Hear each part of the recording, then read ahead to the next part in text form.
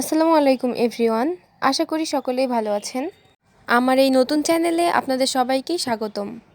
আজকে আমি বানাবো মুচমুচে বাঁধাকপির বড়া। এটা কতটা মুচমুচে হয়েছে তা নিশ্চয়ই আপনারা শব্দ শুনেই বুঝতে পারছেন। আর এটার টেস্টও মাশাআল্লাহ। চলুন এখন রেসিপিটি আপনাদের সঙ্গে শেয়ার করি। প্রথমেই বাঁধাকপির ভেতরের অংশের এই নরম পাতাগুলো কুচি কুচি করে কেটে নিতে হবে। এরপর পরিষ্কার পানিতে এগুলো খুব ভালোভাবে ধুয়ে নেব এবং পানি ঝরে যাওয়ার জন্য একটি ছাঁকনিতে রাখব।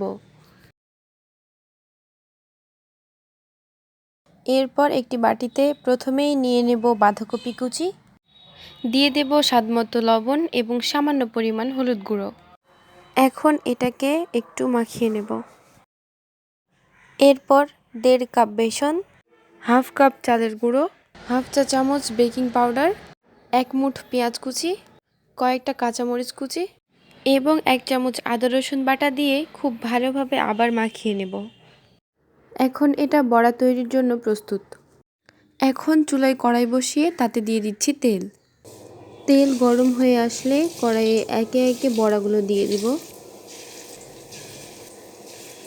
কিছুক্ষণ পর বড়াগুলোকে উল্টে পাল্টে দিতে হবে। এরকম লালচে কালার হয়ে আসলে বুঝে নেব বড়াগুলো হয়ে গেছে। এই তো তৈরি হয়ে গেছে মুচমুচে বাঁধাকপির বড়া। আজকে এই পর্যন্তই।